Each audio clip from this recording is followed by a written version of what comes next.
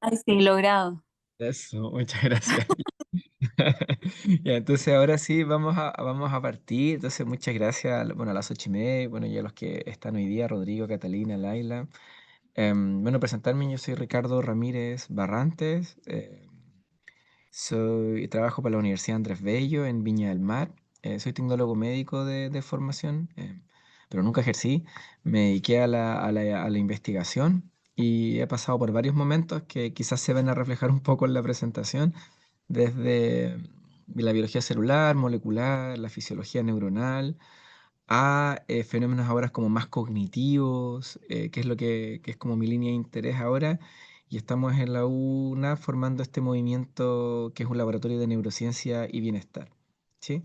Entonces, en este recorrido me ha tocado muchas veces presentar en diferentes contextos, congresos nacionales, internacionales, en formato póster, en comunicación libre, en presentaciones como más largas, etcétera.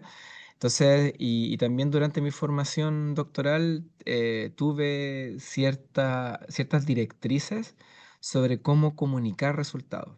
Am, Debo decir que eso fue más como una especie de tradición oral, por decirlo de alguna manera, más que algo como escrito. Es como te van guiando en cómo expresar ideas. Entonces, esto que les voy a contar ahora son como aspectos más sutiles, diría yo, de la comunicación. Y a eso me refería recién con que voy a entregar tips acerca de cómo hacerlo, más que un desarrollo teórico de la comunicación científica, ¿no? Como cómo hacerlo en concreto. Y esto está pensado absolutamente en una presentación de máximo de 10 minutos. ¿Sí? O sea, yo les voy a contar mucho más tiempo, pero esto funciona cuando tú necesitas hacer algo muy concreto, muy rápido y muy preciso. ¿Sí? Quizás si te dan media hora o 20 minutos, esto se puede flexibilizar mucho más, pero cuando tienes 10 minutos o 7 minutos, esto es lo que yo recomendaría. ¿Ya? Entonces, esto no es la última palabra ni nada, es lo que yo he recogido a partir de mi experiencia. Entonces, partamos. Am, lo primero que yo les podría decir, o lo que a mí me sirvió mucho para entender la presentación oral, porque hay personas que les gusta presentar y hay personas que tienen una cierta reticencia a la presentación oral. Am, a mí siempre me gustó mucho comunicar, porque siento que es una etapa más crítica del conocimiento científico, donde tú puedes divulgar. Y algo que a mí me sirvió mucho es entender las presentaciones como un juego, ¿no? Es como un espectáculo, ¿no? Como cuando un artista sale a cantar o sale a bailar, es como tu momento donde tú tienes las luces y tienes a la audiencia ahí y tú puedes contar una idea. Entonces yo creo que uno tiene que disfrutar ese momento y sentirlo como una expresión de creatividad y de socialización y de cooperación, como de compartir algo, ¿no? Entonces, para mí siempre ha sido como un juego, ¿no? Para verlo como más entretenido, donde el juego se trata básicamente de que tú tienes que intentar convencer a la audiencia de algo y obviamente la audiencia, consciente o inconscientemente, va a resistirse a eso, ¿no? Entonces te va a hacer preguntas, quiere entender por qué, te pueden hacer preguntas metodológicas o de los resultados de comprensión, ¿no? Entonces, en una presentación, sobre todo cómo está hoy día trabajando la ciencia, tú tienes que intentar dar un mensaje claro, convincente a la audiencia. Eso es lo más importante, ¿no? Y por eso son las primeras características, ¿no? Ser claro, ¿sí? Ser muy preciso. No hay que divagar demasiado, no hay que perder mucho tiempo en cosas accesorias durante la presentación. Ya vamos a ir viendo qué significa eso lentamente. Obviamente hay que ser muy fidedigno a la información que existe actualmente y a la que tú encontraste, es decir, reconocer las limitaciones, los alcances, etcétera. Y hay que ser ágil, hay que moverse rápido dentro de esta presentación porque necesitas capturar la atención del público constantemente. Lo ideal sería que durante esos 7 o 10 minutos la audiencia siempre te estuviera prestando atención y por lo tanto también hay que intentar ser entretenido. Sí, y eso ya es como, ¿no? Como que es más creativo y no es tan técnico, ¿no? Y es más personal, ¿no? Y yo voy a ir tratando de dar espacio a esos aspectos personales y también sobre lo eminentemente técnico. Entonces, en una primera mirada, ¿cómo hacemos esto? Entonces, primero, muy importante, necesitas seleccionar las ideas claves de tu trabajo, ¿sí? Am, Muchas veces cuando tú presentas, a veces quieres demostrar todo el conocimiento que tú tienes acerca de algo. Eso no es necesario en una presentación científica, ¿no? En ciencia, o al menos de mi perspectiva, menos es más. ¿sí? Entonces, tú tienes que siempre seleccionar lo que es relevante de lo irrelevante en ciencia, siempre, en la lectura de los papers, en la construcción de los resultados o en la comunicación. Entonces, para eso tienes que hacer la introspección de tu trabajo, o sea, de ti mismo y de tu trabajo, y entender cuáles son los mensajes más importantes que aseguran la claridad y, como dice ahí, el recuerdo del mensaje que tú quieres entregar, ¿no? Tienes que dejar algo que sea memorable, algo que la gente retenga. Entonces, a veces, por querer expresar todo tu conocimiento, das tanta información que impides esa claridad. Entonces, hay que saber seleccionar primero lo que es relevante y vamos a ir parte por parte, ¿sí? Lo segundo, esto es más técnico, es que necesitas usar elementos visuales, ¿sí? Y puede parecer muy de perogrullo, pero uno hasta el día de hoy todavía sigue encontrando eso en presentaciones de profesionales, incluso donde no se debe recargar de texto la presentación. Tienen que haber imágenes. Y cuando hablo de imágenes, no estoy hablando de imágenes decorativas. Que yo ahora puse unas imágenes decorativas justamente para indicar eso. Por ejemplo, estos deditos que están apuntando ahí, ¿no? Eso tú lo puedes usar, pero tienes que tener mucha claridad de lo que vas a entregar. Yo preferiría imágenes que no distraigan, sino que vayan directo al grano, ¿no? Entonces, ¿de qué estamos hablando? Por ejemplo, de resultados de experimentos, ¿sí? ¿Y a qué me refiero con eso? Gráficos, imágenes, tablas puede ser, aunque en menor medida. A veces las tablas son un poco largas de leer. em, no sé, po, cualquier imagen directa que te aporte información. También puedes usar esquemas, por supuesto, pero siempre preferir lo gráfico por sobre el texto, ¿sí? Sobre todo en los tiempos actuales, ¿no? Am, y lo otro es que necesitas adaptar el lenguaje. ¿Sí? Necesitas, tú tienes que saber cuál es el público y eso requiere un poco de investigación previa, ¿no? No es lo mismo presentar una información a estudiantes de pregrado, por ejemplo, que a estudiantes de posgrado, no sé, le hace magíster, doctorado o especialidades, no sé. Ir a un congreso eminentemente clínico versus ir a un congreso, por ejemplo, eminentemente como de ciencia básica. Entonces, el mensaje tiene que ser adaptado para el público. Tú necesitas que el público entienda lo que tú estás diciendo. ¿Sí? Entonces tiene que haber un ejercicio de empatía con el que tienes al frente, ¿no? No se trata de ti, se trata de que la persona entienda lo que tú estás tratando de decir. ¿Sí? Entonces eso requiere un poquito de investigación previa, ¿ya? Entonces sería como una entrada muy general a la presentación. Ya un poquito más técnico respecto a la misma comunicación es que evidentemente necesitas preparar la comunicación. Eso es muy importante. Y aunque nuevamente parezca un poco obvio, hay muchas ocasiones donde eso no ocurre, perdón, y uno lo nota inmediatamente. La audiencia preparada nota inmediatamente cuando algo no está preparado, ¿sí? ¿Por qué? Porque pierdes tiempo, divagas, ¿no?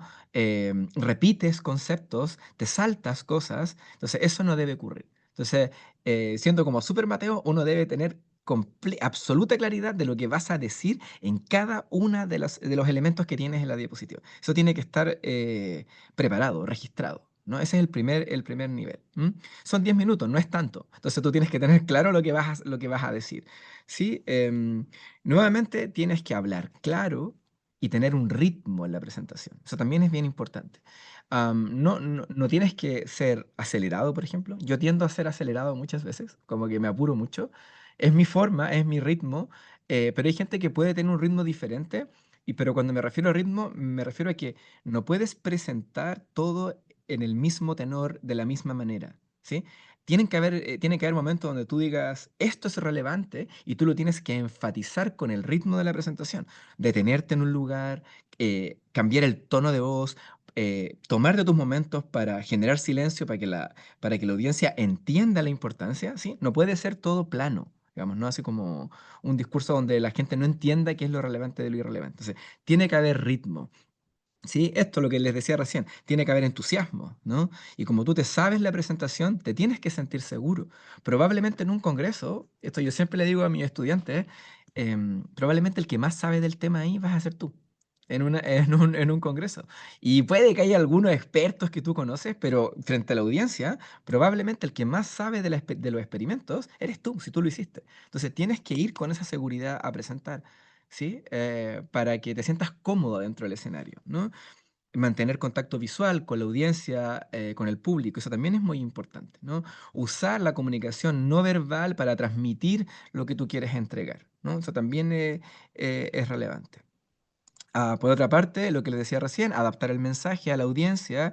Y esto también es importante interactuar con las diapositivas. O sea, también a veces pasa, no sé si ustedes lo han visto o no, pero de repente uno arma, puedes ver presentaciones que tienen mensajes súper potentes en las diapositivas, pero el presentador no interactúa con ella. ¿No? Como que te cuenta una historia, pero no te la narra interactuando con lo que presentó. Y eso es un error. ¿Por qué es un error? Porque la audiencia va a tener que decidir si te escucha o mira la presentación. Y si hace eso, estás perdido, porque se van a distraer. ¿Sí? No, como que no hay de otra. Espera, hablando de eso mismo, quiero ver si tengo acceso. Es que yo no me manejo mucho en estas cosas. ¿Ahí ven cuando muevo el mouse? ¿O no ven cuando muevo el mouse? Sí, sí se ve. Ah, ya, vale. Ah, se ve un Ya. lapicito chiquitito. Sí, ya. Es que me di cuenta que yo estaba moviendo el mouse y no estaba. Dije, estoy diciendo exactamente lo que digo que no hay que hacer. Entonces, tienes que interactuar con la diapositiva, con el mensaje. ¿Te fijas? Entonces, tú tienes que decirlo, no sé, tienes que apuntar. Aquí en este experimento puedes ver que, ¿no? Tienes que ir apoyándote. En este esquema se muestra que, como puedes ver en este gráfico, tienes que interactuar para que, para que sea un mensaje unísono, directo, coherente. ¿Sí? Y esto todo tiene que ver con mantener la atención del público. ¿Sí? Am, Recordad que esto es comunicación, no estamos hablando de escritura, si el experimento estuvo bien o mal hecho, yo simplemente estoy hablando de cómo transmitir el mensaje. Por otra parte, claro, esto también es como más técnico, es importante que llegues temprano, que conozcas la sala, que conozcas el espacio, ¿no? Que sepas qué puedes hacer y qué no puedes hacer en el lugar, ¿no? Para que tú puedas habitar el lugar de manera cómoda durante la presentación, desplazarte, moverte, ¿sí? Para interactuar con el público, ¿sí? Y también ser súper claro de los tics o de las muletillas que tú puedas tener, pues, tanto en el lenguaje como en los movimientos. Por ejemplo, a mí me pasaba mucho cuando presentaba los primeros congresos y mi profe del doctorado me decía, siempre caminas hacia adelante y hacia atrás, hacia adelante y hacia atrás, como que tiendes a hacer eso, es como una muletilla física. Entonces, no hagas eso porque eso pone nervioso a la gente. Entonces, como, puedes desplazarte, pero no con un patrón así como que estuvieras manifestando como tensión, ¿no? Entonces, se fijan, esto es como más, no tiene que ver solo con el contenido, sino que tiene que ver mucho con la actitud que tiene dentro como del escenario, ¿ya? Como esta primera etapa, ¿no? Ahora vamos a ir a aspectos más técnicos. A ver, espérense, que tengo que parar esto, cambiar acá. Y ahí sí.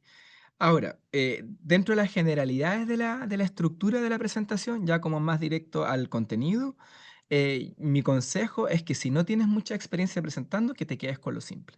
¿Sí? No hay para qué complicarse la existencia. ¿Sí? Puedes seguir perfectamente el método científico como clásico de presentación y de estructuración que viene funcionando hace miles de años muy bien, ¿no? Plan, introducción, pregunta, hipótesis, objetivo, método, resultado, discusión. Listo. No hay para qué complicarse más la existencia. Si lo haces así, va a salir bien. Porque esa es la estructura lógica para que podamos entender. ¿Sí? Em, Dentro de la introducción, que también esto es algo bien importante, siempre se dice que tienes que indicar lo relevante, ¿no es cierto? Como el contexto de la pregunta. Y a mí para explicar esto con claridad me resulta muy, muy útil decir que en yo cambiaría el concepto de la introducción por el de problematización. ¿Y a qué me refiero con eso? Que tú en la introducción tienes que plantear un problema. Eso es esencial. Si la introducción no tiene un problema que tú vas a resolver, ¿no es cierto?, con tu hipótesis y tu metodología, entonces no va a resultar, ¿no? Entonces, no se trata de indicar todo lo que tú sabes acerca de una temática, sino que se trata de indicar los elementos precisos que permiten transmitir a la audiencia un problema. ¿Sí? Nuevamente en mi experiencia personal, sorry, lo autorreferente, pero mi profe me decía, tú tienes que plantear un problema que nadie en la historia de la humanidad ha resuelto. ¿Sí? Es un granito de arena, probablemente te interesa solo a ti y a nadie más, pero hay un problema que tú quieres resolver, ¿sí? No se trata de la historia, por ejemplo, yo al principio trabajaba con canales iónicos, no se trata de la historia de los canales iónicos, que tú me expliques el sensor de voltaje y los mecanismos de apertura y los múltiples estados de activación y inactivación de un canal, no. Tú quieres resolver el problema que es a partir de este canal. Entonces, eso es lo que tienes que expresar, ¿sí? No otra cosa. ¿Ya? Lo mismo con los métodos. Los métodos tienen que ser explicados de manera muy simple. Ahí cuando voy a ir por cada uno de estos dando ejemplos, ¿ya? Pero el mensaje general es no caer en cosas innecesarias. Te puedes guardar una serie de diapositivas después del final de la presentación, donde si alguien te dice, bueno, ¿y calculaste el tamaño muestral? Bueno, aquí está. Bueno, o sea, ¿hiciste la prueba de normalidad de la estadística? Sí, la hice acá, pero no necesitas rellenar con toda esa información, porque como tienes tan poquito tiempo, probablemente te vas a acelerar, vas a perder el tiempo, tienes que ser muy preciso. Las técnicas más relevantes que apuntan a los resultados más relevantes y lo mínimo para poder entregar una información correcta. ¿Ya? Ya vamos a ir a lo concreto. Y los resultados, lo mismo. Tratar de que los resultados siempre se entreguen en forma de gráficos, en forma de tablas, imágenes, etcétera. Sí. Yo ahí puse como que evita las tablas. am, no es que las tablas estén mal. De hecho, si tu trabajo se hace así, está perfecto. Pero a veces aparecen tablas muy grandes con muchos datos, ¿no? Y como que el autor se refiere solo a uno. Entonces, como que eso también pierde el tiempo, porque el autor, perdón, la audiencia va a tratar de ver ¿dónde está ese dato? En esa nube de información. A veces, eso pasa mucho a veces con las tablas. Entonces, o bueno, o agregas algo para marcar y para indicar que este es el dato que te importa, ¿sí? O lo evitas. Y eso también lleva a otro punto muy importante, es que tienes que poner la información relevante. De hecho, muchas veces pasa que de todos los experimentos que tú tienes, no los presentas todos en una presentación oral, sino que solo colocas los que son relevantes, ¿sí? Y ya vamos a ver qué significa eso, que tiene que ver básicamente con la coherencia entre pregunta, hipótesis y objetivos. Eso es lo relevante, ¿ya? Pero yo voy a profundizar en eso un poquito más adelante. Y pueden haber algunas variaciones que las voy a explicar más adelante que son súper útiles. Por ejemplo, la variación que yo uso mucho, que es la asociación método-resultado. ¿A qué me refiero con eso? A que muchas veces en una presentación no necesitas explicar toda la metodología y después partir con los resultados porque a veces la metodología te va a quedar muy lejos del primer resultado y la persona ya se le va a olvidar o no va a hacer el link entre cómo se hacía el experimento y el resultado. Entonces a veces puede ser útil que tú explicas la técnica y pones el resultado inmediatamente. ¿Sí? Es más jugado porque alteras la estructura como clásica, pero a veces favorece la comprensión, sobre todo cuando tu trabajo tiene muchas técnicas diferentes, muy diversas. A veces es mejor como explicar lo general y después ir técnica, resultado, técnica, resultado, técnica, resultado. Sí, a veces puede ser más fácil. Listo, entonces ahora vamos a ir por partes. Sí, esto fue como un gran resumen de todo. Entonces ahora vamos a ver cada una de las etapas con ejemplos. ¿Sí? Entonces partamos con la introducción. Introducción, marco teórico, a veces se plantean como cosas diferentes, etcétera, pero ahora para la presentación vamos a decir que es lo mismo. El contexto, el problema. ¿Sí? Sorry que sea majadero con esto, pero es algo que es muy, muy importante y es que debe ser breve. Lo mismo, debe ser muy breve. En un trabajo, en una presentación de 10 minutos, por ejemplo, donde vas a poner 10 diapositivas, no hay una regla, ¿no? Pero no sé, 2 diapositivas. Va a depender de la cantidad de resultados, ¿no? 2 o 3 diapositivas, no más que eso. ¿Sí? Entonces no debes abrumar a la audiencia con información irrelevante. ¿Sí? Lo que tienes que tratar de decir es la relevancia del problema, ¿no? ¿Por qué es tan importante lo que tú estás haciendo? Esa relevancia va a depender del tema, ¿no? Puede tener que ver con típico en salud como incidencias, mortalidades, o simplemente porque esto no está resuelto en el área de tecnología médica, porque puedes estandarizar mejor un proceso, o porque puedes mejorar una técnica, puedes ahorrar recursos, puedes dar paso a nuevas terapias, ¿no? Etcétera, pero siempre tienes que tener en la mente por qué lo que yo estoy investigando es importante. A veces eso se torna más prioritario que cualquier otra cosa. Transmitir la urgencia y la necesidad de hacer este trabajo, ¿sí? Eh, por otra parte, tienes que tener frases claras, cortas y precisas para la audiencia. Entonces tienes que haberlo preparado, ¿no? De tal manera de que cuando tú establezcas toda esta problemática, el objetivo de investigación parezca obvio o la pregunta de investigación parezca obvia. Eso es muy importante. Em, Uno tiene que intentar que parezca simple lo que yo estoy haciendo, no difícil. ¿sí? Por muy difícil que uno pueda hacer, porque obviamente lo que uno hace a veces se hace con sudor y lágrimas, ¿no? Como que tarda mucho, mucho ensayo y error, te tardas meses y meses en lograr algo, bueno, en algunas ocasiones, pero tú necesitas plantearlo de una manera clara, sencilla, atractiva, como que es fácil lo que estás haciendo, ¿sí? Am, y obviamente esto es como más de la escritura que la presentación, pero obviamente en el marco teórico o la introducción deben estar contenidos todos los conceptos, todas las definiciones que van a aparecer posteriormente, ¿no? En la pregunta, en el objetivo y en el objetivo, por lo menos, ¿no? No puede aparecer en el objetivo general o específico algún concepto que tú no hayas visto antes en la introducción. Un concepto clave, me refiero, que no hayas visto antes en la introducción. ¿Ya? Entonces, lo que les decía recién, comprender que la introducción o marco teórico es una problematización. Debes señalar con claridad cuál es el problema. Entonces, esto es solo para dar algunos ejemplos. Esto es muy antiguo de- de mi tesis doctoral de hace mucho tiempo. Entonces aquí, por ejemplo, tú puedes ver que si yo voy a hablar de especies reactivas del oxígeno, en vez de hacer nosotros muchos textos acerca de las especies reactivas del oxígeno, yo puedo colocar nosotros un esquema de una revista donde indica, ¿viste? Esto es bien antiguo, donde indica eh, como la relevancia de la revista. Esto es Nature, que es una revista súper prestigiosa en ciencia, y vas poniendo esquemas, ¿no? Así, fuentes, colores, por ejemplo, aquí el verde en la imagen indica la intensidad, ¿cierto? Aquí abajo yo reforcé con una especie como de triángulo que es tiempo, entonces me permitía hablar de que tanto concentración como tiempo son críticos para el desarrollo de la especie reactiva del oxígeno, y no sé, te fijas un pequeño cuadro donde dicen los procesos fisiopatológicos que a mí me interesan, por lo que yo iba a hacer, para indicar dónde se producían los ROS, por ejemplo, inflamación, isquemia o isquemia de reperfusión, por decir algo, ¿no?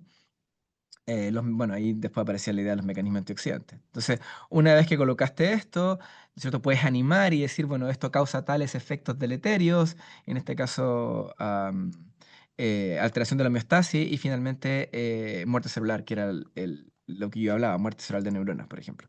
Y aquí lo mismo, entonces te fijas otro esquema que tú puedes ir animando, puedes ir entregando información, te fijas como, no sé, a moderadas dosis de ROS producen apoptosis por la vía intrínseca, que es pérdida del potencial mitocondrial, o altas dosis producen necrosis, por ejemplo, y intentar, como les decía, acompañar tu explicación con evidencia empírica. ¿Sí? En este caso era simplemente como yo trabajaba en canales iónicos, yo quería mostrar que la muerte celular era dependiente de la activación de algunos canales iónicos, entonces busqué un paper que es un JVC, que en mi área es una revista como también bien buena, y mostraba, por ejemplo, cómo concentraciones bajas de ROS, parece que tengo que, aquí, cómo concentraciones bajas de ROS eran capaces de inducir una corriente transitoria de sodio dependiente de un canal iónico que era el TRPM4, pero cuando yo aumentaba la dosis, 200 micromolar de peróxido de hidrógeno, la señal ya no era transitoria, sino que se quedaba sostenida, entonces entraba probablemente mucho sodio y eso se podía ver reflejado en un aumento de la muerte visto en este histograma de urepropidio, da lo mismo, de citometría de flujo, ¿no? Entonces, enlazas los conceptos con alguna evidencia empírica sencilla, simple, directa, pero muy clara que le diga a la audiencia, lo que él dice es cierto, ¿no? Entonces,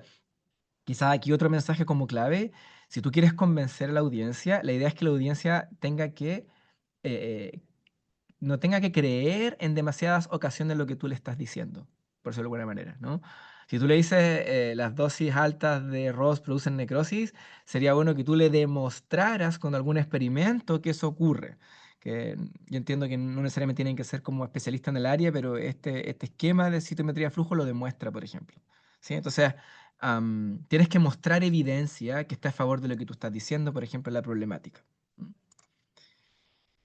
Am, espérame. Otro ejemplo, esto ya involucra más creencia porque no está el experimento, pero es información, digamos, que sale de un artículo, o sea, de dos artículos científicos. Perdón. Acá está como yo después empecé a trabajar en meditación, entonces aquí está como el ciclo de la meditación en diferentes niveles, ¿no es cierto? Desde la atención en un objeto, el vagabundeo de la mente, reconocer el vagabundeo y retornar al foco atencional. explicado también con redes, por ejemplo, en el esquema del lado. Entonces tú puedes explicar un proceso, después asociarlo a ciertas redes e indicar que hay literatura que lo refuerza, ¿sí? Eso también puede ser una forma de entrar en una introducción, ¿sí? Y ahí los títulos de las diapositivas pueden ser muy importantes también. Mi consejo, por ejemplo, es que cuando coloques el título de una diapositiva, esto no es como lo que se enseña en los libros, pero puede ser útil, es que el título puede ser, por ejemplo, la conclusión de lo que tú quieres decir, ¿no? Entonces, ¿por qué? Porque si la persona, no sé, se distrajo o no te está poniendo atención en algún minuto y engancha con la diapositiva, lo primero que va a hacer es leer el título, entonces vas a poder instalar la idea de todas maneras, po. Por ejemplo, aquí creo que era que me tapa el Zoom, que es como modulación de la atención de ese y el vagabundeo mental por meditación, por ejemplo. ¿Sí? Entonces ese título inmediatamente la gente lo vuelve a enganchar con lo que tú estás contando, ¿sí? Lo mismo, esto fue inicialmente las 8 me pidieron que mostrara lo que yo había hecho el año pasado. Entonces hice un mix de eso. Entonces aquí esto fue lo que yo presenté el año pasado. Entonces yo quería decir que la meditación era muy importante para el estrés. No sé, por ejemplo, la pandemia generó estrés, como muestra en este esquema. Eso puede ser crítico para procesos como aprendizaje, donde están involucrados fenómenos como memoria, atención. Los estudiantes sienten un nivel percibido de estrés mayor post pandemia y después de la pandemia hay alteraciones en funciones cognitivas críticas como vigilancia, atención, memoria, entre otros. Y ahí yo expliqué un poquito de qué se trataba cada gráfico, ¿no? Entonces lo mismo, puede hacer una mezcla entre esquemas, pero siempre intentar ir mostrando evidencia científica que vaya en la línea de lo que tú estás diciendo. ¿Sí? Eso es muy útil para convencer a la audiencia de lo que tú estás diciendo. ¿Sí? Am, y después lo mismo, entonces se plantea una estrategia, nosotros conectas con lo anterior, yo hice la conexión a partir de una imagen que repetí y ahí describes, ¿no es cierto?, la literatura, tipos de meditación, los esfuerzos de revisiones, etcétera, ¿ya? Entonces, am, tienes que ir conectando las transiciones, o sea, tienes que conectar las transiciones dentro de tu marco teórico también. Sí, eso lo voy a poner más adelante, pero eso también es otra cosa que es súper típica que uno puede ver, es que, claro, los conceptos están súper bien en un marco teórico, pero no están hilados, no están conectados. Entonces tú tienes que hacer la conexión entre los temas. ¿Sí? Es la única manera de que la persona te vaya siguiendo. Entonces no basta con decir, por ejemplo, la pandemia generó problemas como de bienestar y eso puede repercutir en funciones cognitivas, como decía recién, sino que también después debería decir, la meditación es capaz de potenciar funciones cognitivas, que son justo las que la pandemia ha mostrado como que podrían verse afectados por el bienestar. Entonces, te fijas, tienes que ir hilando eso de alguna manera en el marco teórico. ¿M? Entonces, es lo que les decía recién, pues siempre conectar los elementos. ¿Sí? También es importante en cada sección de tu trabajo, durante la introducción, entregar una breve conclusión. ¿Sí? No sé, entonces podemos concluir que la meditación como atención focal es capaz de potenciar funciones cognitivas críticas para el aprendizaje. Y eso es lo que tienes que ensayar antes. Tienes que tener conclusiones que permitan a la audiencia como ir haciendo resúmenes mentales de lo que tú vas diciendo. ¿Sí? También en la introducción es importante indicar cuál es la falencia del conocimiento actual, ¿no? Lo que decía recién, eso da pie a la relevancia. Em, ¿Qué es lo que la ciencia no ha resuelto? Porque eso va a dar pie para tu pregunta de investigación y finalmente para tu respuesta, que van a ser tus resultados, ¿sí? Y yo creo que también es interesante al final de todo lo que dijiste hacer como una buena conclusión, como una gran conclusión de tu marco teórico. ¿Sí? Yo lo que les decía recién, y siempre hacerlo parecer como algo fácil, sencillo. Si haces esto bien, o esto siempre a mí me decían mis profes, si haces esto bien, lo que debería ocurrir en la audiencia es que la audiencia debería anticipar mentalmente la pregunta que tú vas a plantear, tu pregunta de investigación. ¿No? Si tú dices, no sé, la pandemia afectó funciones cognitivas críticas para el aprendizaje, la meditación permite el desarrollo de funciones cognitivas en diferentes estadios de la vida, etcétera. Y si tú haces eso bien, a la audiencia se le debería venir a la mente, ¿será que la meditación potenciará las funciones cognitivas que son importantes para el aprendizaje? Como que tienes que hilarlo de tal manera que espontáneamente al público se le ocurra tu pregunta. Eso lo puedes ensayar antes con otras personas. Si eso ocurre, es que estás hilando bien los conceptos. Si el público no entiende bien la pregunta de investigación, es que tienes que volver al marco teórico y aclarar los conceptos, dar otro orden, agregar algo, ¿no? Etcétera. Sí, esa es como es un muy buen indicador para entender si el marco teórico estuvo bien hecho. ¿Ya? Ahora, de la pregunta, hipótesis y objetivo, yo siento que no hay tanto que decir en términos de la presentación, de la comunicación de esta. Probablemente sí hay mucho que decir de cómo se escribe y cómo se hace, pero en términos de la presentación, claro, tienes que tener alguna pregunta que sea central, que se va a derivar de tu problema. Bueno, los objetivos en general se escriben en infinitivo y tratar de que los objetivos siempre partan con un único verbo en infinitivo. O sea, analizar, describir, caracterizar, evitar cosas como identificar y describir tal cosa, ¿no? Analizar y relacionar, no, pues usa solo un verbo en infinitivo y si tienes la duda, escoge el de mayor complejidad nomás. Sí, probablemente si tú dices identificar y describir, es describir nomás, porque para describir tienes que haber identificado antes. ¿Sí? Entonces siempre si tienes la duda, al menos en mi experiencia, insisto, yo puedo estar equivocado, pero en mi experiencia siempre vas por el verbo que tenga mayor complejidad. Entonces, los objetivos con verbo en infinitivo, uno, y los específicos, claro, siempre que vayan a una tarea muy puntual, ¿cierto? Entender que los objetivos específicos tributan al objetivo general, ¿ya? Si es que la presentación te lo permite. A veces tienes que ir tan rápido que pones solo el general o te puedes dar el tiempo para escribir lo específico, ¿sí? Em, a veces va a depender de tu tipo de trabajo si vas a poner la hipótesis o no, pero tiene que haber algún elemento central, pivote de la presentación, que al menos tiene que ser el objetivo general. Sí, al menos, idealmente, objetivo general y específico. Y lo otro es que cuando presentes los objetivos específicos, idealmente, esto no siempre tiene que ser así, pero en lo que yo he visto es muy regular que pase, que los objetivos vayan en complejidad creciente, ¿no? Sería raro, por ejemplo, que un específico uno fuera como analizar, o claro, como analizar, y el 3 fuera identificar. ¿Cachai? Como que normalmente, podría ser, pero normalmente no es así.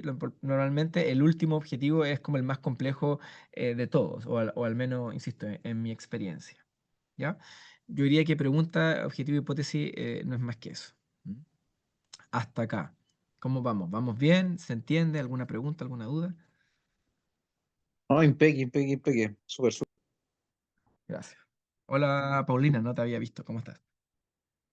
Hola, muy bien. Muy Qué entrete bueno. la presentación. Gracias, súper.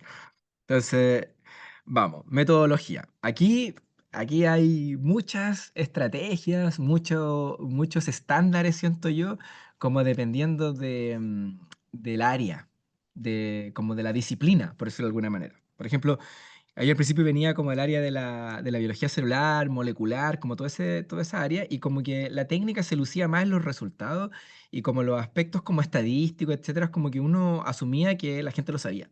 Entonces, no se le daba tanto énfasis. Pero, por ejemplo, después me cambié a otras áreas donde tú tenías que ser súper riguroso en términos como de que determinaste la distribución normal, cómo lo hiciste, qué test usaste. Y yo no creo que haya algo bueno o malo, sino que depende un poco del ambiente. Entonces, por eso les decía, de la audiencia. Entonces, por eso yo les decía al principio de la presentación que es muy importante que tú hagas una investigación previa de a dónde vas a ir antes de mandar el trabajo, ¿no? ¿Cuál es el estilo? ¿Qué es lo que le gusta? ¿Cómo son las presentaciones de los años anteriores?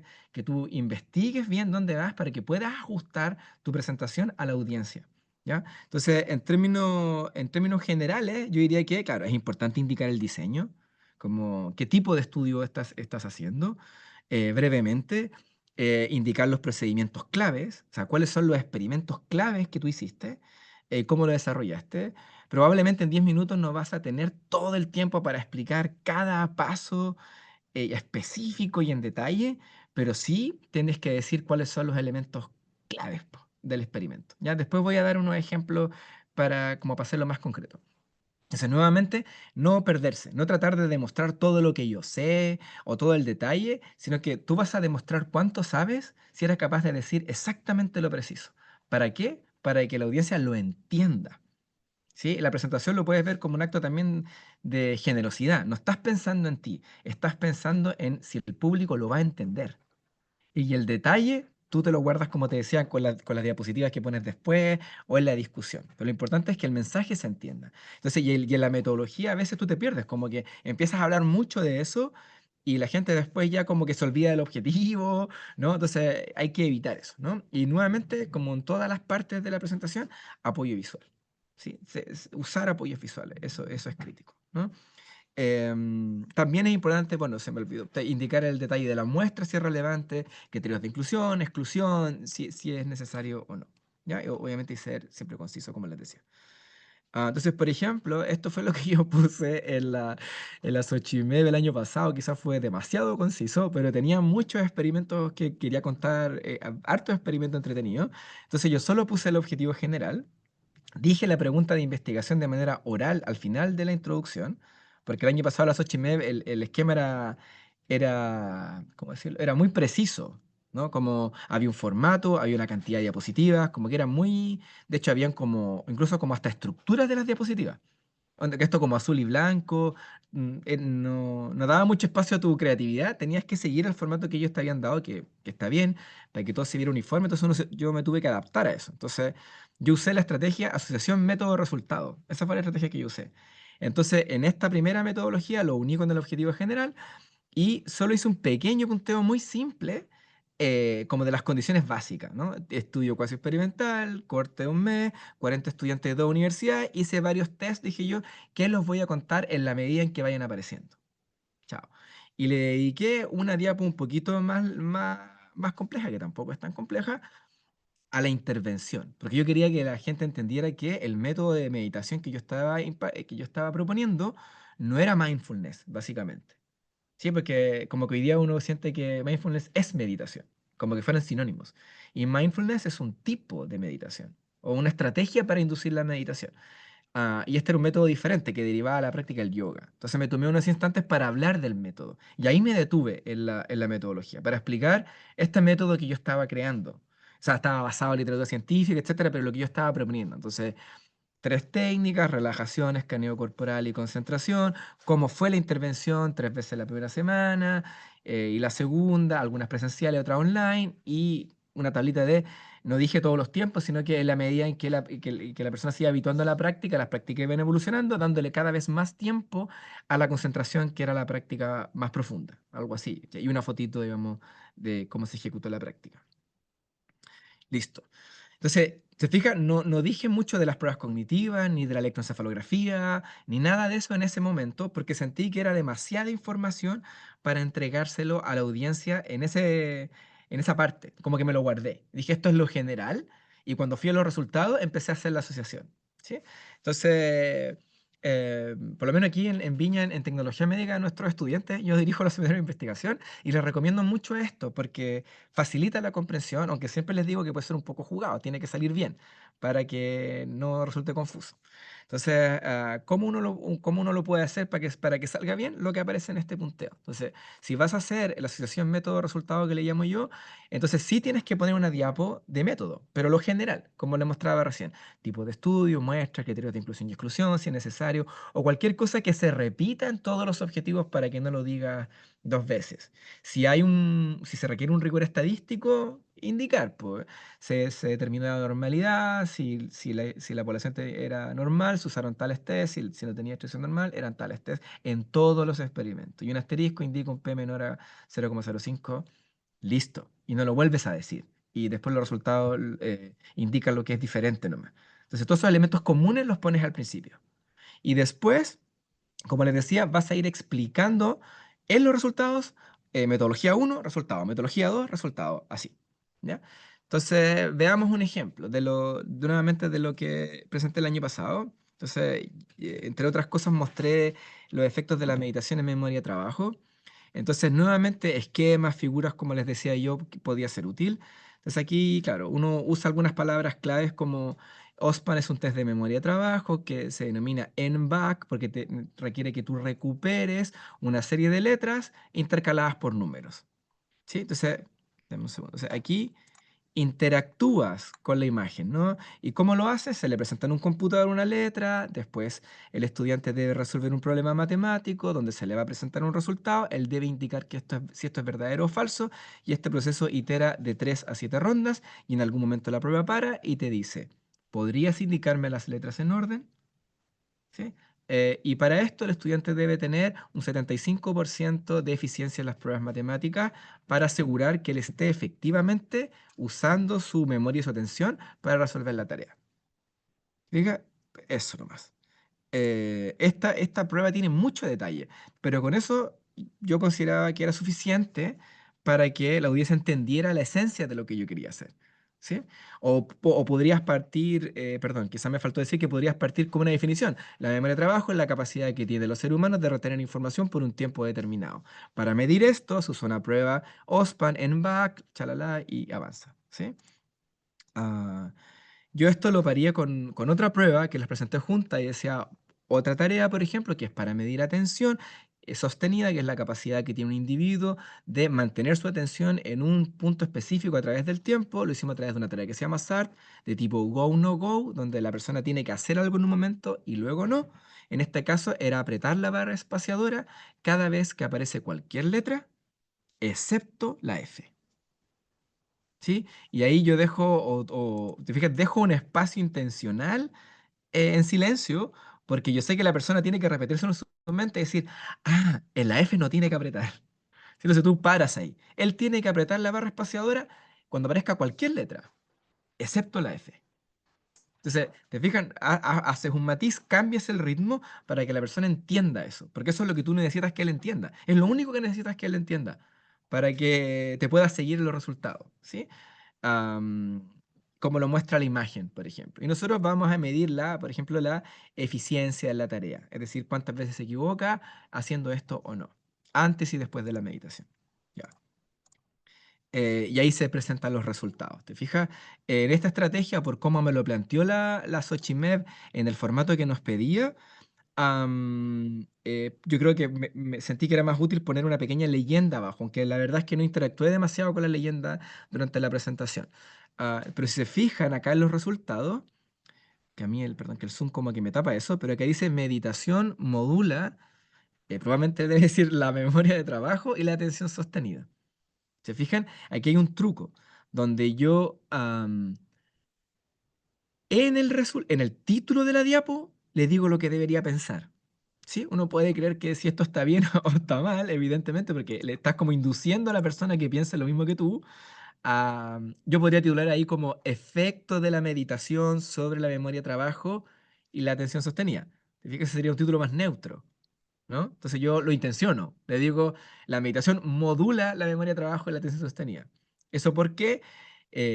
Por el juego del convencer y el resistirse, que les decía en la primera diapo, y también porque tienes poco tiempo, y tienes que, ¿no? En tu gran título, la persona tiene que quedarse con la idea. Por último, si no entiende los gráficos, al menos lee el título y dice, ah, me está diciendo que la meditación hace esto. ¿Sí? No se trata de como de ser maquiavélico, sino que de tratar de transmitir el mensaje de todas las formas posibles. Y a veces los títulos más neutros impiden que capte el mensaje. Y dependerá de la capacidad de la audiencia, su capacidad crítica, para convencerse o no de lo que tú le estás diciendo. ¿Mm? Entonces ahí te fijas, se presentan los gráficos, perdón, vas a presentar los gráficos, entonces porcentaje de precisión, entonces tú ahí explicas. Entonces ahora vamos a ver la precisión de la tarea de memoria de trabajo, es decir, las veces que los estudiantes fueron capaces de recordar correctamente las letras. ¿Sí? Lo que te acabo de decir, ¿no? Y ahí explica nomás. En verde puedes ver el post-meditación y en gris el pre, y puedes ver que después de la intervención hay un aumento en la precisión, en el porcentaje de precisión de los estudiantes en la tarea de memoria de trabajo. Entonces, por lo tanto, la meditación sugiere una mejora en la memoria de trabajo, ¿no? Concluyes. Por lo tanto, tal cosa. ¿Sí? Cierras la idea. Aquí hay una pregunta. En este sí, po. No, claro, no, traté de tener un grupo control, pero no me resultó. Lo hice solo en formato pre-post. Es una buena pregunta, Paulina. Eso no es el mejor formato de intervención. De hecho, por eso es un trabajo como cuasi experimental, por el tipo de muestra y el tipo de intervención, pero ha sido difícil sostener una cohorte de estudiantes durante un mes o 2 meses practicando. Hay ahí un problema como de humanidad. Gracias, Pauli. Y lo mismo, por ejemplo, precisión, lo mismo. Yo decía, entonces la precisión general en la tarea del SAR de la atención sostenida también mejoró, siendo esta estadísticamente significativa. Y aquí en C se presenta, ahí, por ejemplo, yo ahí di un dato adicional que no había dado antes, pero que me parecía irrelevante de hablar en la metodología, y es decir, esta tarea se hace muchas veces, ¿no es cierto? Durante 700, el estudiante lo hace 700 veces en 3 bloques. Entonces, por lo tanto, puede haber un efecto del cansancio en el rendimiento atencional. Entonces, aquí yo muestro la eficiencia de la meditación por bloques, por cada uno de esos bloques. Entonces, hay una mejora general y que se sostiene por bloque. Entonces, no disminuye por el potencial, por este cansancio potencial, por decirlo de alguna manera. ¿Ya? Eso es como más Oye, detalle. Ricardo, una pregunta. Ujú. Esta forma como de entregar la presentación de como asociación, método, resultado, ponte tú, ¿sería mejor o calza con este tipo de trabajos cuasi experimentales así? Si estáis pensando en una metodología distinta de investigación, ¿usáis otro formato para presentar? Sí. Yo no creo que tenga que ver, gracias por la pregunta, Nache, es súper interesante. A mi modo de ver, esto no tiene que ver como con el tipo de experimento, sino que yo diría que más bien como, con la cantidad y la variedad de experimentos que estás haciendo. ¿Sí? ¿A qué me refiero con eso? Por ejemplo, yo en este trabajo hacía captura de experiencia subjetiva, tenía como un reporte cualitativo. Ujú. Habían pruebas psicológicas, habían pruebas cognitivas y habían registros electrofisiológicos. O Ah, sea, un eran, montón. eran como muchas cosas muy distintas. Entonces, si yo me hubiese puesto a explicar caché como cada una por Mm, separado en la metodología y después mostrar los resultados, probablemente cuando yo llegara al SART, a esta prueba, sí, ya ya estarían está, olvidado completamente de cómo era la técnica. claro, no Sí, yo entiendo. creo que tiene más que ver como con la cantidad de técnicas y experimentos que has hecho. Si son Claro. poquitos, que puede ser, y eso no significa que el trabajo esté malo para nada. De hecho, Ujú, menos es más siempre. Si haces ujú. 2, 3 experimentos que te dan una mansa conclusión, Sí, crack, bacán. como super capo. Ajá. Si puedes hacer eso, claro, probablemente no necesitas hacer esto. Eh, ¿Sí? sí, Que ya, depende de eso. entendido. Gracias. Súper. Es que también hay como mucha. Uno cuando está haciendo los experimentos, también hay muchas decisiones que tomar, po. A veces, por ejemplo, pasa que, o al menos en mi área pasa que mientras mejor es la tecnología, probablemente más precisos pueden ser tus resultados y por lo tanto menos experimentos diferentes necesitas para demostrar algo. ¿Te fijas?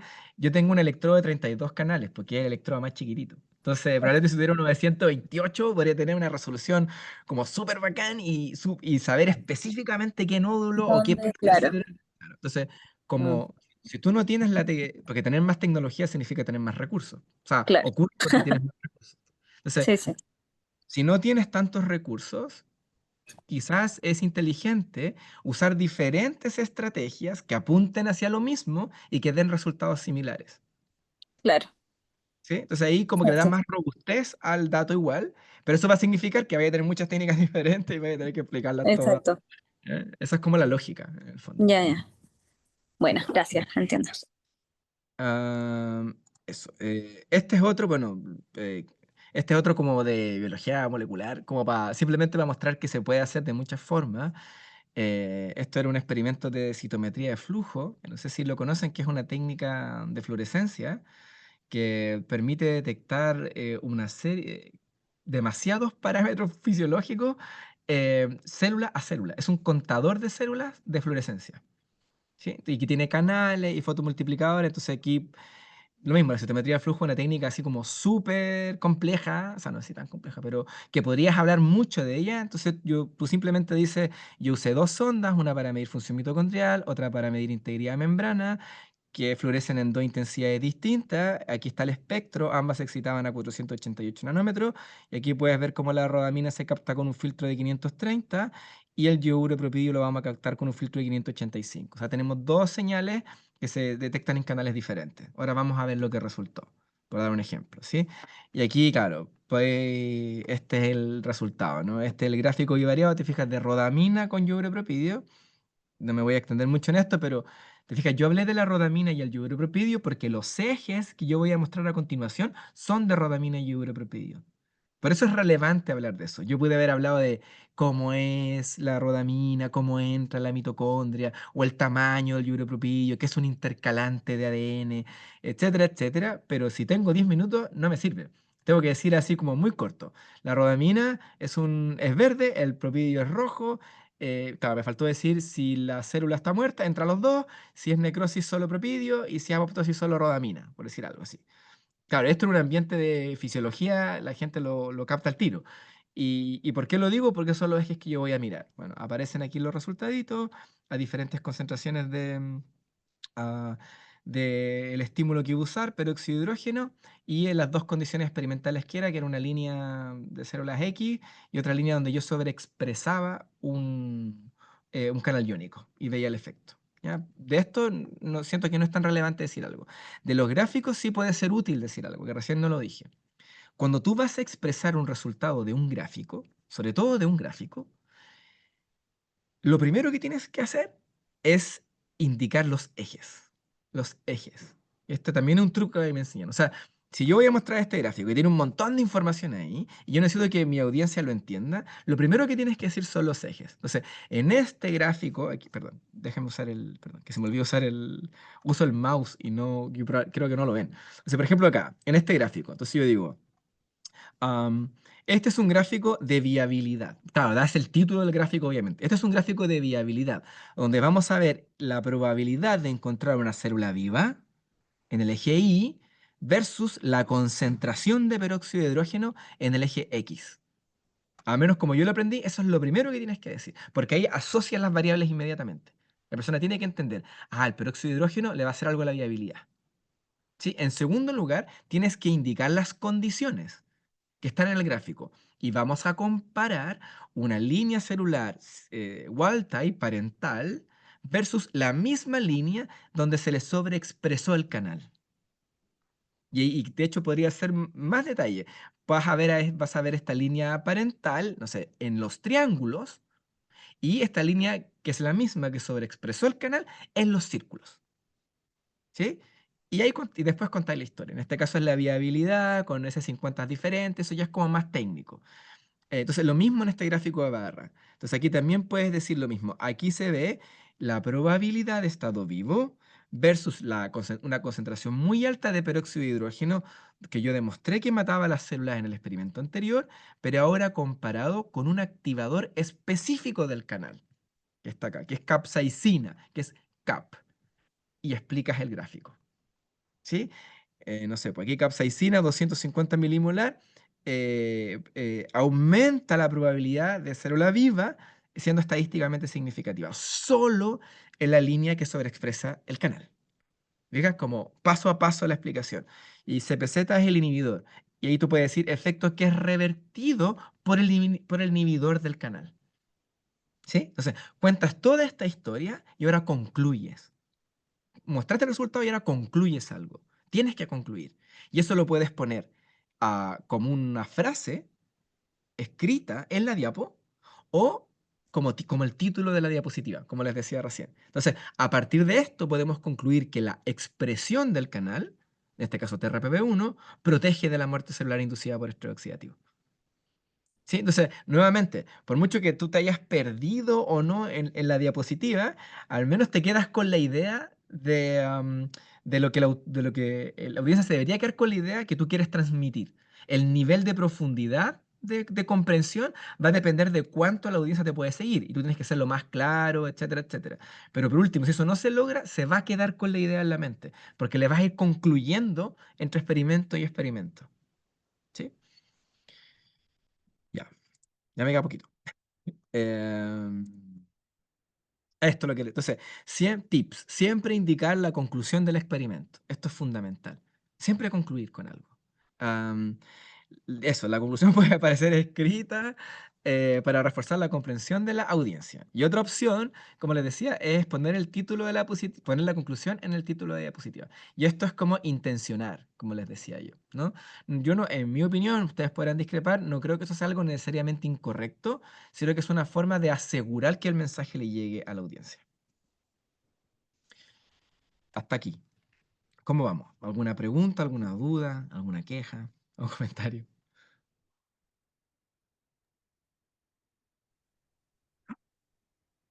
Parece que no. Al menos el chat está limpio. Ya, súper. Entonces seguimos. Perdón, estas dos diapos las repetí y las iba a poner para recalcar la idea de que puedes poner la conclusión en el título o como una frase aparte. Otra cosa, que quizás no lo dije recién, pero que lo puedo indicar ahora y que es útil, es no hacer asociación, no solo hacer asociación método-resultado, sino que hacer asociación objetivo-método-resultado, como aparece acá.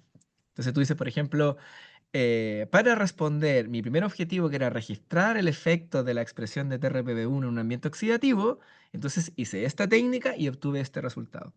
Eso es ir aún más atrás y recordarle aún más a la persona lo que tú estás pensando. Este es mi objetivo, esta es la técnica, este es el resultado. Se lo vas diciendo todo el rato, ¿sí? Eso tiene el riesgo de que tengas que decir muchas cosas y pueda parecer confuso, ¿sí?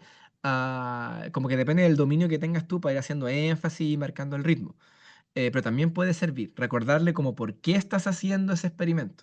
Y eso sería como el objetivo, al cual tributa el resultado.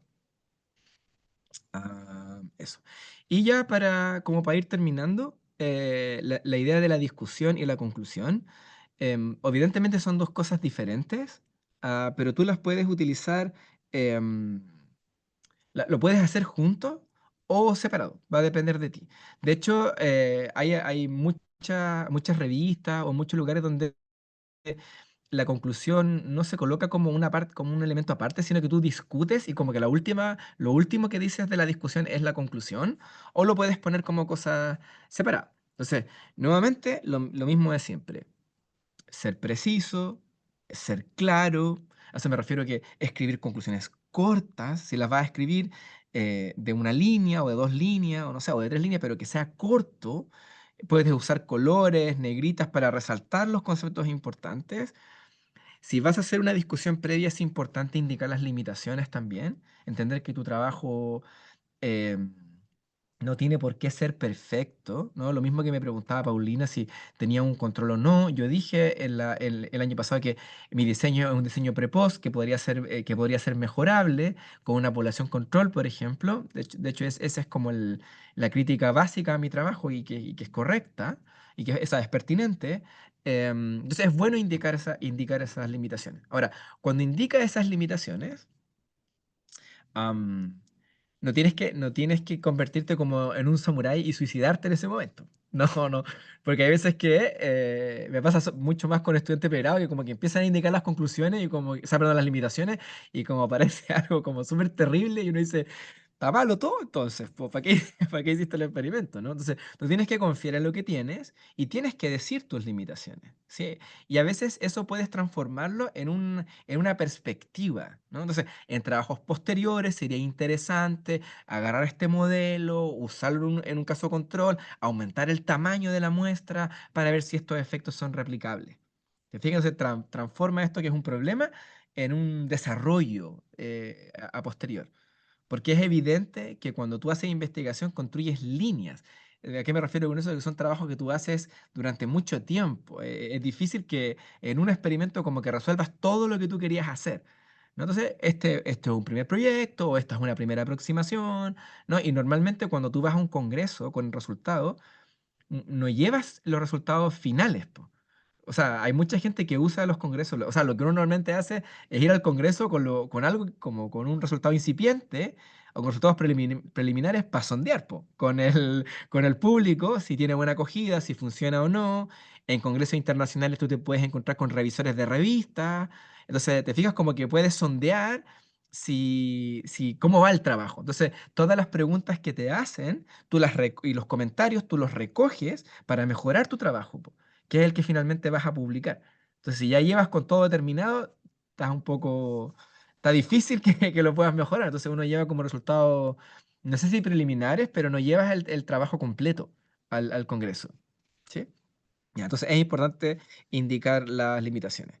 Obviamente, señalar las implicancias, ¿no? Recordar que la discusión uno como que puede entregar todo lo que no es evidente o puedes ir más allá de lo que directamente entrega tu resultado. ¿Sí? Quizás eso se me olvidó indicar los resultados. El resultado tú solo te puedes referir a lo que el experimento te dio, no te refieres a otras cosas, ¿sí? Y es en la discusión donde tú dices, bueno, podríamos explorar el mecanismo, quizás esto tiene que ver con control, atención, con control voluntario de la atención, un mecanismo top-down, en mi caso en la meditación. Claro, eso yo no lo medí, eso yo lo podría como deducir a partir del experimento. Entonces eso lo discutes.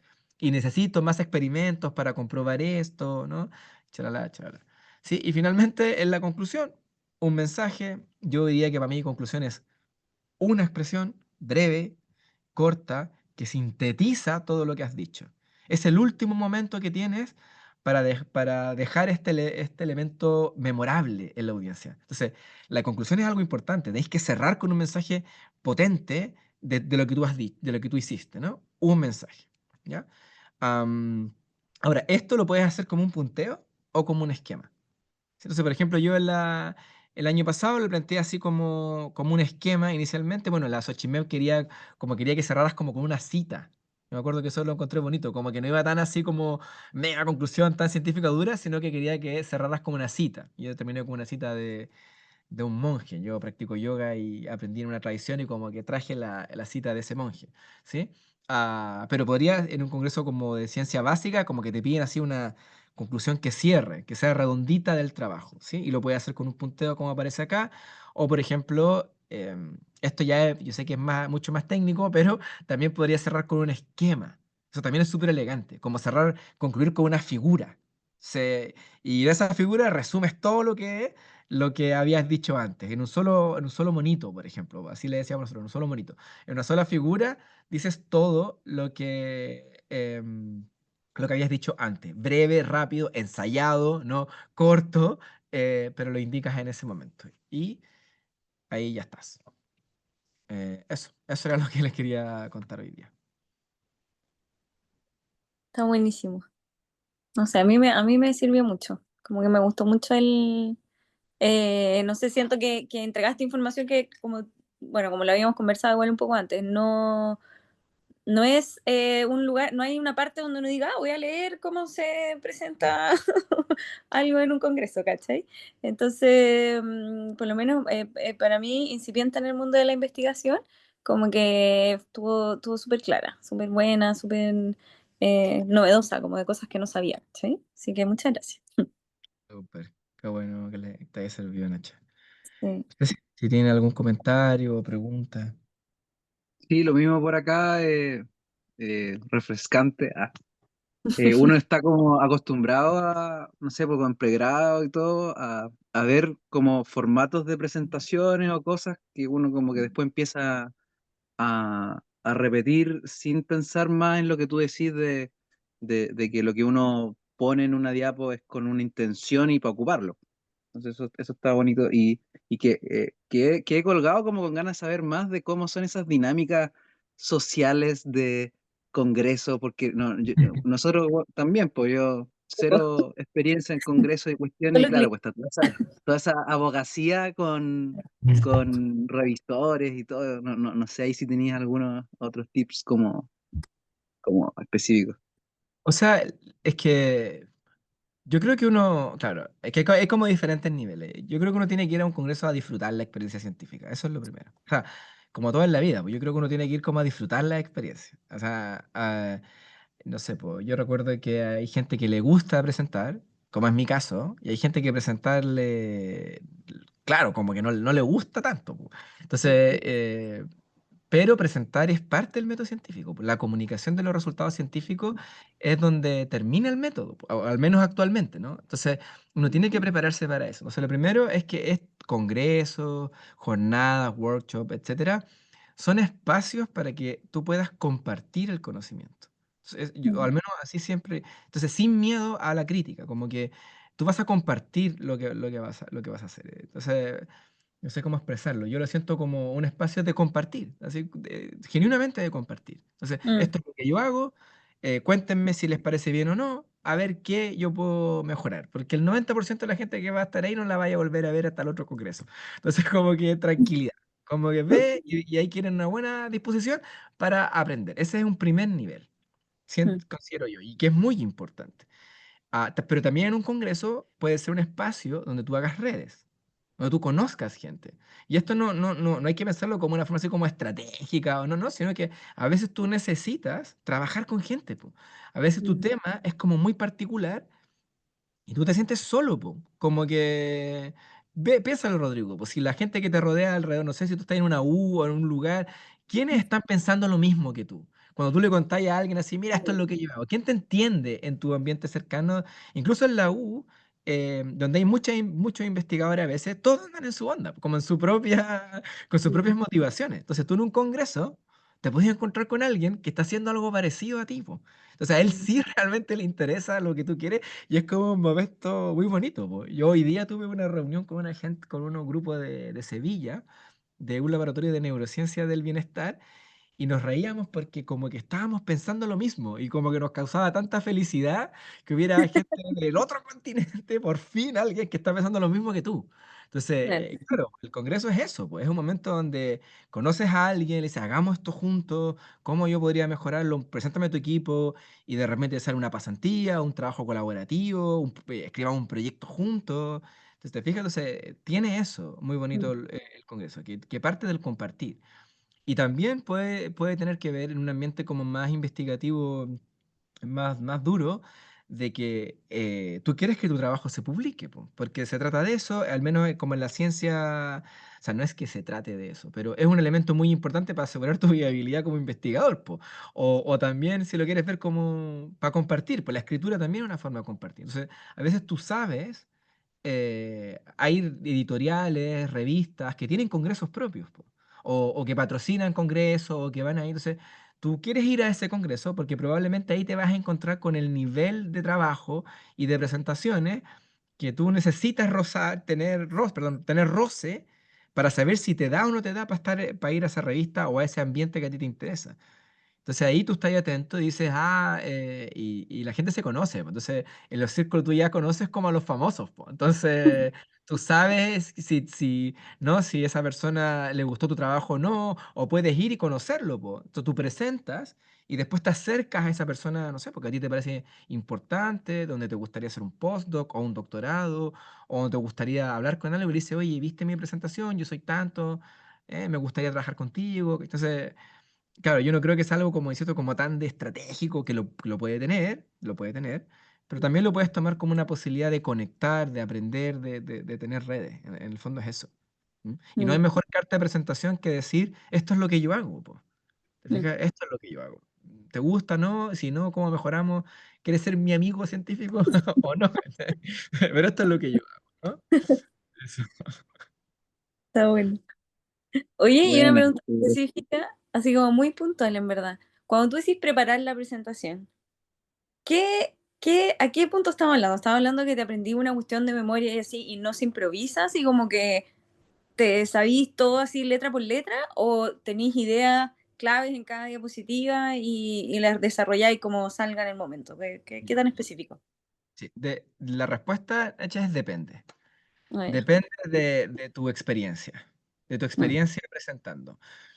Yo partí aprendiendo cada cosa que iba a decir en la diapositiva, todo, así y con tiempo. Me tenía que ya, salir en 10 minutos, ¿sí? ya, Y por eso digo, son estilos, po. Yo me acuerdo que en el laboratorio donde yo iba, yo empezaba y me decían, muy largo, esta es la palabra, no dijiste los ejes, el título, que como te faltó esto, así.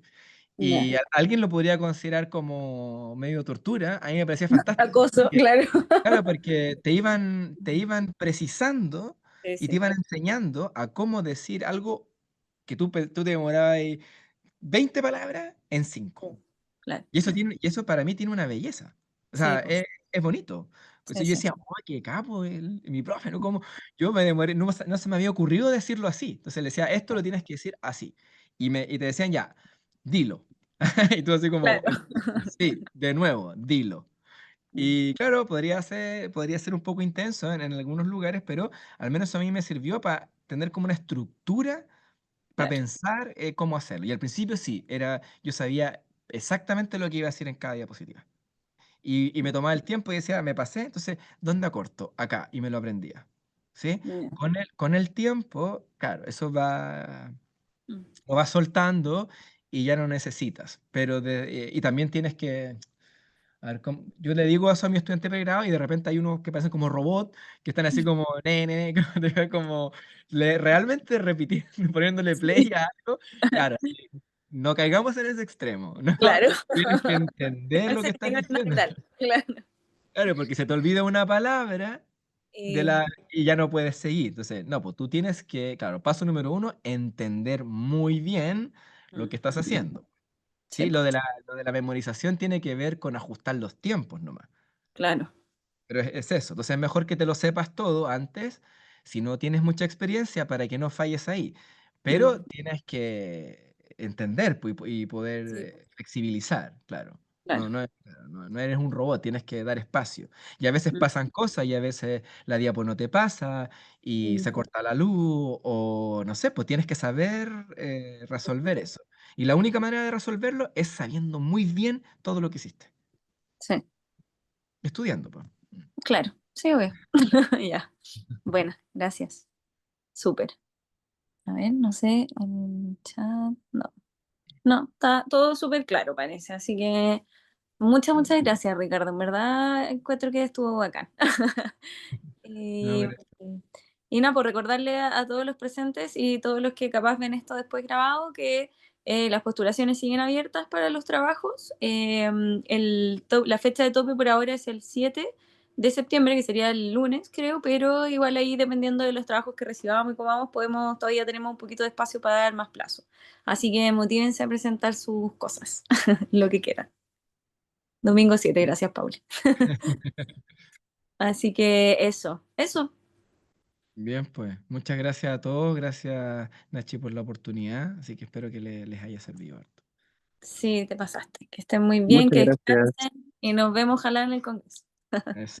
Que estén bien, nos vemos. Chao, chao. Gracias. Buenas noches. Buenas noches. Chao, chao.